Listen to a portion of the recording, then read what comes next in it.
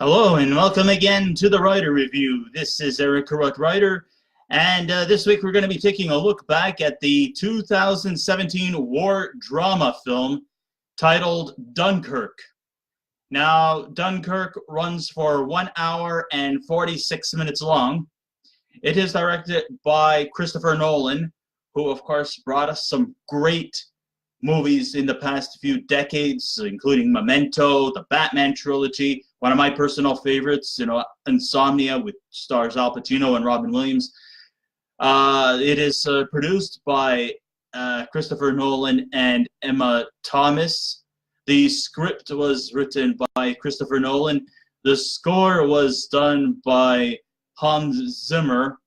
The cinematography by Heidi van Hoytema. And the editing was done by Lee Smith. And the stars of the movie are Fionn Whitehead, Tom Glynn-Carney, Jack Lowden, Harry Styles, the front man from One Direction, Aneurin, Barnard, James Darcy.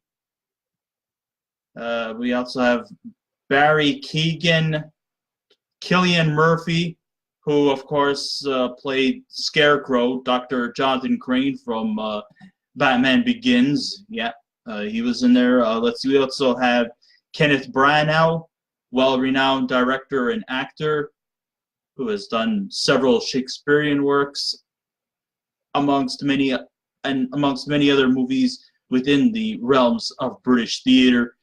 Let's see, we also have other veterans, familiar faces, including Mark Rylance and Tom Hardy. So the story goes a little something like this. Okay, so the British Empire and their allies, this was of course set in World War II, and this was actually one of the most important and probably one of the main turning points in World War II. So this was set in 1940. The British Empire and their allies were retreated to a small commune in France, or just along the Belgian border. It's a place called Dunkirk. Dunkirk Beach in France. And this was, of course, they were placed there to hide out from German attacks during the Battle of France during World War II. So while they were hiding out, it's now up to British Prime Minister at the time, Winston Churchill. It was his duty, his responsibility to send out 3 strands of carriers to help rescue them by air, by sea, or by land.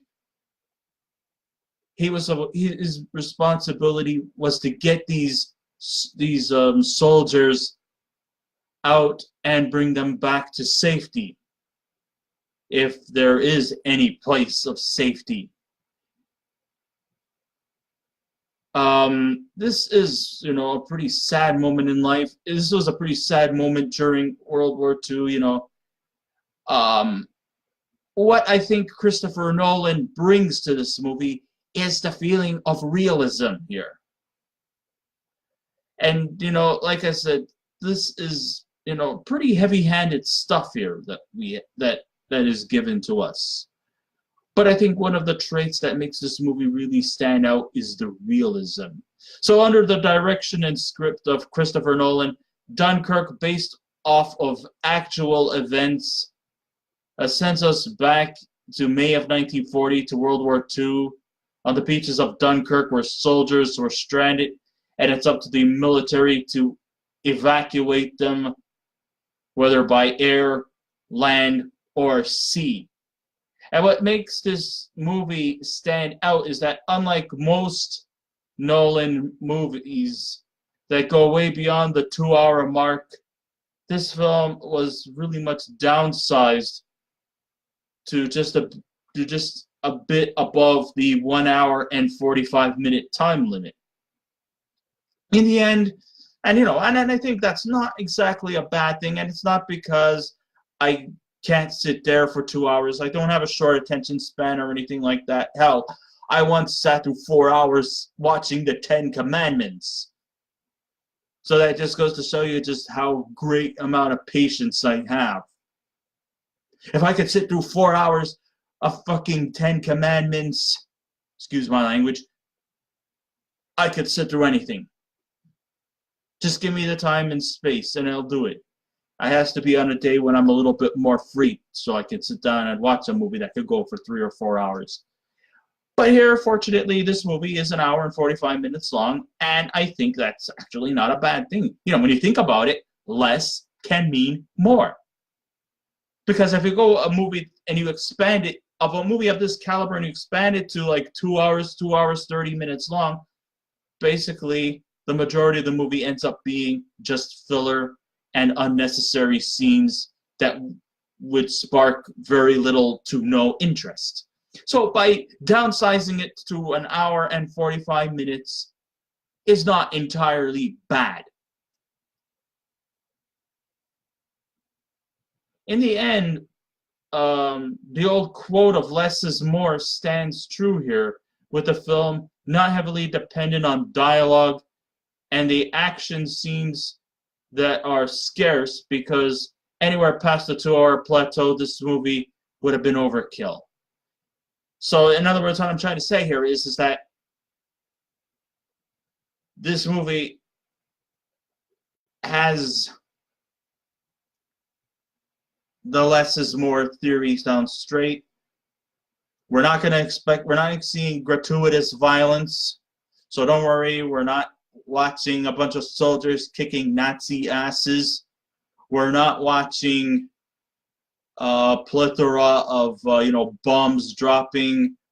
There's no excessive no, there's none of that. You're not expecting to see carnage or bloodshed. No, this main story is just getting soldiers off of an island and bringing them back home, or bringing them back to safety. And these soldiers, they're not just like 10, 20, 300. No. On this island, there actually came up to about 350,000 soldiers left on this little tiny island. And if people are going to say something like there's a lack of dialogue in this movie, well, you know what? It just makes it even more believable. Because they're not going to sit there and socialize. This is not some frickin' social club here, folks. They're stuck on an island. They want to get out. And if you think that they're not trying to necessarily be antisocial or anything like that, their lives are depending on the British government. They're depending on political leaders. They're depending on their superiors to get them off. This may look like when you think of a beach, you think of swimming, barbecues, and volleyball. Well, you're not going to get any of that. You're not going to get any of that at all. What you're seeing here is something that is truly authentic. And I think I got to give hats off to Christopher Nolan for showing us that. Okay. In the end, who needs a film with overly done dialogue or gratuitous carnage to tell its story? This is a refreshing war film that could tell a story without going overboard just to get cheap reactions. But instead, it shows a real depiction of war, being that the fear waiting to be rescued could be just as scary as being off to the war zone and risking life and limb. That's kind of like what the gist of the story is. So Dunkirk is definitely divided between groups of characters with various locations on this isolated beach, and they are all stranded at the same time frame, and in the duration of their time, they are either rescuing people or they are trying to escape the beach. This film is definitely ensemble based, and there is no individual character taking the center stage. There's no upstaging, there's nobody being usurped, and everybody who is on this island, their lives are being depended upon. It's up to the higher up to get them off, or at least bring them to a safer domain. The narrative, well, definitely guides the viewers about the details of each mission, and it's done in a way without spoon-feeding us or even insulting our intelligence. Sure, there are those traditional film-watching people who might not decipher the whole scope of the film, not putting them down in any way. And they might dismiss the film as being both confusing and tedious. Well, guess what? That's just too bad. It's too bad that you think that way. For those who love, and maybe even those who are not necessarily fanatic about war movies, there is actually plenty to enjoy in terms of the drama and the thrillers. The film was extended professionally by an iconic director. Remember here, this is Christopher Nolan. When it comes to Nolan's movies, he takes it into deep, deep scrutiny, and to make it into a dark atmosphere that has more authenticity than you can imagine. I mean, take, for example, like the Dark Knight trilogy that he did, with Batman Begins, The Dark Knight, and The Dark Knight Rises. He took what could be like cartoony type, superhero characters like Batman, and you have characters like Scarecrow and Joker. Two-Face is also in there too. You also have Catwoman, and instead of just making them into like cartoony, silly type of characters, Nolan actually kind of added much more dramatical licensings to them, so they could become kind of more humane rather than just silly, goofy, cartoony stuff like the Joel Schumacher stuff and the stuff that Adam West stuff did in the 60s. Not trying to necessarily appease to the younger age demographics. And it's not just the Dark Knight series too. Memento, he does that as well. He also does the same thing kind of too to the movie Insomnia, which is still one of my favorite and probably one of the more underrated films that Christopher Nolan directed. So, he is definitely trying to, appease to the more intellectually savvy film watchers to see if they could be able to understand and decipher all the events that is being depicted in this movie. And I think he does a formidable job at it too. Sure, there will be, the hardcore warheads who will feel cheated because, they wanted to see bloodshed and carnage and brutal fight scenes with guns, grenades, explosions, Nazis, maybe expecting maybe a cameo appearance from Mr. Mustachio himself, Adolf Hitler. But you're not going to see that. You're not going to see them. You could just simply tell them, Auf Wiedersehen, der Kommissar, because they're not going to be there. Remember, this is a very serious-minded film. There's going to be no caricatures or wooden characters. There's not. This is definitely. There's absolutely, positively nothing in this movie that is regarded as comical. And if you think that you're going to see anything in this movie that's funny, then I got to ask myself, who's the real sicko here? Because there is nothing funny about this movie at all. And I'm not trying to be a cynical prude and anything like that. I mean, sure, every once in a while I love to go on with the lighthearted stuff here, but Dunkirk doesn't have anything lighthearted. This is a very serious moment in war history, and one that I'm not going to say necessarily overlooked, but it is of great importance. Because part of World War II wasn't about killing and vengeance. World War II was also about rescuing. It was also about heroism. And just because, and a hero doesn't necessarily have to be a character or characters who slay the beast. No, you could still be considered a hero for even just for rescuing people.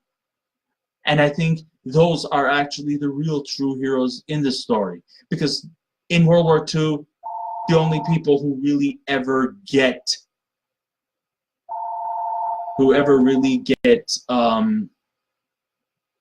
rewarded or regarded are those who fought. But then you sometimes have to ask yourself, what about the people who didn't fight, but instead rescued? Ever stop to think about that? Rescuers are just as much heroic as fighters. Except for they just are like unsung heroes. Or guys who are just doing it just for the sake of humanity. Or just for the sake of doing something on account of a kind gesture. And to me, I find that to be truly inspiring. Sure, they may not get a Medal of Honor for their deeds and accomplishments, but to me, they are truly friends for life. And if you could take the time to rescue someone, you're just as much of a hero as the fighters who are out there in the war zone. But for those who want to see a real depiction of war and the characters, it's natural that the characters will offer little in terms of communication. Due to the fears of trust, the horrors they've encountered, and the restlessness, this beach is not customized for socialization. If I was in a similar situation as the others, I'm not going to just mingle and socialize with the people surrounding me. How do I know they're my friends? They could be practically my enemies who are just in the same precarious situation. And because there's so many of them on this island, who can I talk to? I mean, you could be surrounded by 300,000 people, and yet, there's really nobody to really talk to. Because they're in the same situation as me.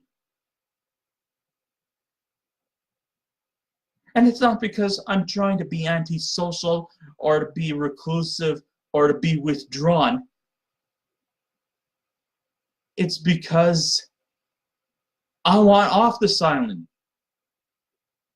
Maybe when I'm taken to a safer territory, I'll be more than happy to communicate. I'll be more than happy to introduce myself. But until then, I want off. I don't want to stay stuck here.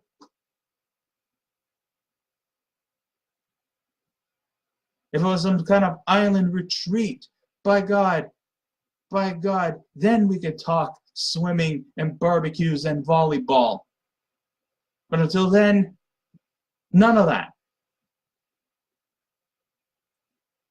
Sure, like, those don't need explosions, blood, and graphic details to get their message across. And no, these stories don't. Just the narrative of going through the topic of evacuating the stranded off Dunkirk is definitely quite sufficient. And I think Nolan and company does their job very well. By keeping it real and doing the essential research, you could see why it won 3 Academy Awards. Now, aside from me praising Christopher Nolan for his direction, I gotta also give hats off to composer Hans Zimmer for using his score to really get that narrative flow going. I think he did quite well for that. Heidi van Hoytema for the cinematography. The locations are definitely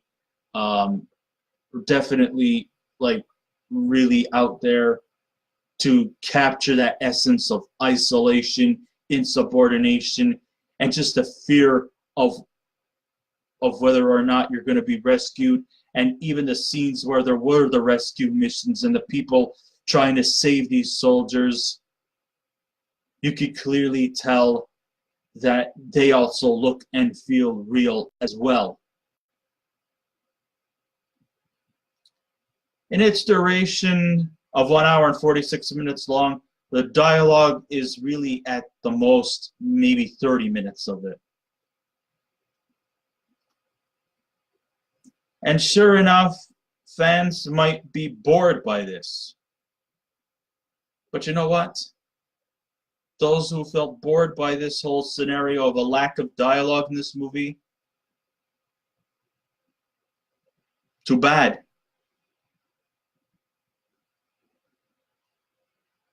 Usually war movies or movies that should be centered around war should not be filled with dialogue or overdose of socialization. Because when you're in the middle of a war zone, it would be rather ridiculous to be, talk about, hey, yo, what's up? Hey, everything okay? Everything's chilling? No, it's just not natural. When you're in the middle of a war, you don't really want to talk to people because you're under a lot of stress. You're under a lot of pressure. There's a lot of intensity in this movie. Just because you may not see the blood and carnage doesn't mean the intensity level is non-existent. It is.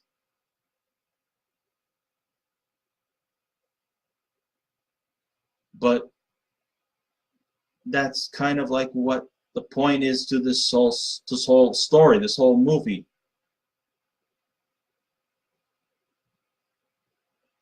But what makes up for the scarce dialogue is the isolation and the intensity of survival on this beach.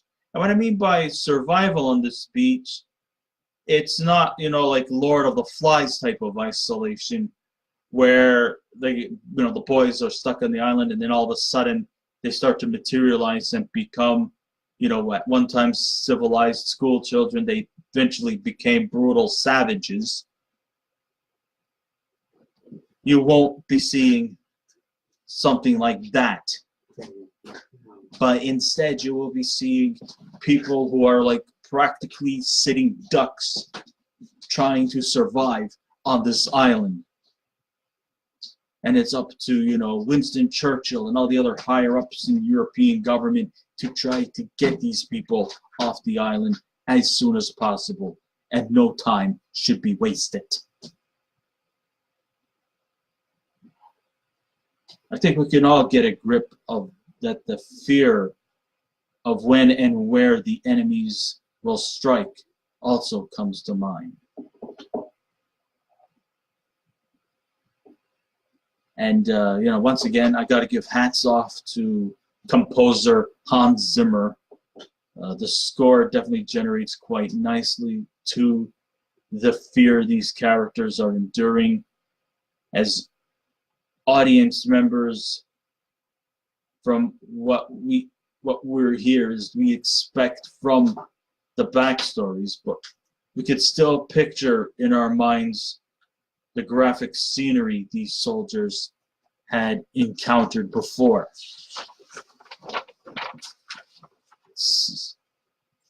In a war zone, it's scary. It's a scary place. It's a place that I don't envy. And, I'm probably not just saying this on behalf of myself. I'm probably saying this on behalf of everyone else. Therefore, with grandeur music that really upstages the dialogue, it makes the narrative all the more efficient in its storytelling. So, to summarize as a conclusion, Dunkirk is definitely a war film that is original in terms that it doesn't depend heavily on graphic bloodshed, frequent gunshots, and explosions or heavy dialogue. There are, but it's not like in graphic nature, but more like an intense nature that kind of seems to play more of the bigger picture in this movie. But the music background and the intense atmosphere complemented with stunning cinematography, this movie is definitely well suited to be a collector's edition, being more of a drama film as opposed to a war film. If you really want to get a better grip of the style of director Christopher Nolan, he is definitely noted, then this movie is for you. This is definitely an award-winning film, released at a time when award season wasn't featured. I mean, I think it came out around the summer, which is where blockbusters seem to play more of a prominent role in that kind of year. I mean, it was released around June, July, which is when all the high explosive blockbuster stuff comes around. This is more award films, or something that the Academy Award Committee would love to sink their teeth into. But I think you can actually watch this movie at any time of your convenience if you are into these kind of movies. Personally, from a dramatic perspective, I think this has some really high points to it in it. And so when all said and done, and if I was to give a score out of 10, I would give Dunkirk a 9 out of 10.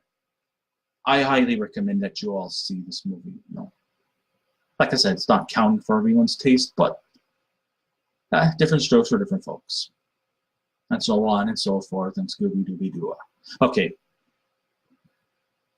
So yeah, I guess this kind of ends my writer reviews. So thank you all for listening in. If you wish to subscribe to my channel, please go ahead and do so. If you wish to leave a comment, feel free. But just remember one thing, there's 3 rules. Be kind, be courteous, and don't be rude.